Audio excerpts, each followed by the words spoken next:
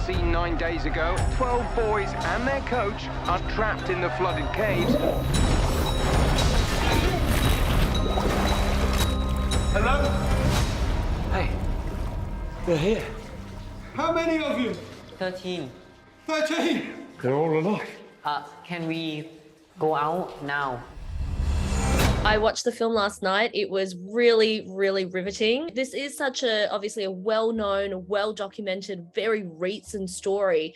When you came on board, what did you think you could sort of add to it? You know, like a lot of people, I was aware of it and relieved by the outcome. And I sort of thought I knew the story. But when I read Bill Nicholson's script, I recognized that in his screenplay, and I sensed that perhaps beyond the screenplay, was this ensemble drama and adventure story about volunteerism and an array of really difficult, I'd say courageous choices. Some of them worked out, some of them didn't, by people beyond the epicenter where the physical crisis was being dealt with by the divers trying to get the kids out. It went so far beyond that. And I thought it also spoke to the culture as I began to understand Thai culture a little bit more. And I thought that was fresh and really worth dramatizing. And actors could bring that to audiences with more power than could ever sort of be described in a news story or a doc or a book.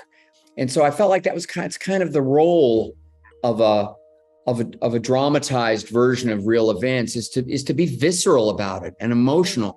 And sort of reach people's nervous systems with the truth of the story and the spirit of the story. What did you think a dramatization of the film could add to that story? The film allows you, if you do the right research, to kind of humanize characters, whereas a documentary goes a certain way towards that. The dramatization of those things, and this film, along with, also I would say the documentary for sure, allows people to understand details of the rescue that were kept out of the public eye when that first went down for controversial reasons. The mechanics of the rescue was sort of, kept in the shadows. And I think there's something really, really valid about Ron's film in partnership with say, The Rescue as a documentary. It takes a certain kind of mindset for the deep cave diving. You have to be a bit nuts. They're very, very dangerous. High water level and the low visibility. Barely shoulder wide, pulling against very strong currents.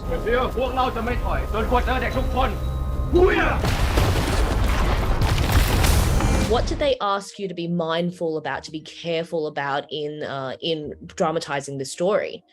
Well, I was fortunate. They trusted me quite a bit because they liked Apollo 13 and they liked Rush and Beautiful Mind and other stories that I've done based on real events. So I had that advantage. And they could see from the beginning that my own antenna was tuned toward integrity. I didn't want to amp things up, didn't need to. I felt like the facts that I was learning was going to be enough. But I also knew that as I started talking to people and going a little further, we would discover things, bringing paper to the kids so they could write letters to the parent. All these things they reach us on an emotional level because they're just so logical and yet within them kind of surprising. When you see the film, there's no sort of Hollywood histrionics in the film or over sentimentality about what went down. The tough thing is you're compressing so much information into one film, keeping so many characters' stories alive and paying tribute not just to what went down in the cave with the rescue with the British divers and the Australian divers, but the community at large. Talk about the global community of care that went in and the volunteerism from the people feeding anybody that was there to help all the way to what Rick and Harry did. The amount of people that were instrumental in the care and rescue of those boys is, I think, paid tribute to in a very compressed version of months of news events. Before I started watching it, I was in the back of my mind, like, I'm a little afraid that this is going to come out with the white savior complex. Was that something you were conscious about? Yeah, it's tricky too, because if you're talking about just the rescue effort, and Saman, the Navy SEAL diver that lost his life, is such a tragedy. And it also underlined the fact that you couldn't just teach these boys to dive. And now Rick and John and Harry, as ragtag a bunch as they looked like, didn't look like a bunch of professional divers. And in fact, if you put them in a lineup, you might not pick them out as your stereotypical hero, but they were qualified. That's what they do in all of their spare time. Yes, and they were white, those guys, those particular handful of guys. But it wasn't just about them. And if they were there on their own, they wouldn't have achieved anything. You're talking about a 5-hour dive. You try and dive those kids the whole way, all you'll be bringing out is dead bodies. You've got a skill none of the rest of us have. No. It is such an extraordinary story, and I think there was an appetite to learn more about it. So how do you feel about the fact that 13 Lives is one of at least 4 competing projects at the moment? I factored that into my decision to make the movie. The more I read about it, and the more I began to talk to the divers and began to talk to others and looked at other documentaries.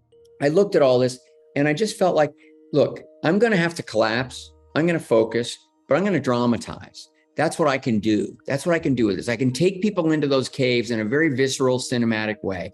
I can dramatize these moments in a focused way so that people understand what those key turning points were.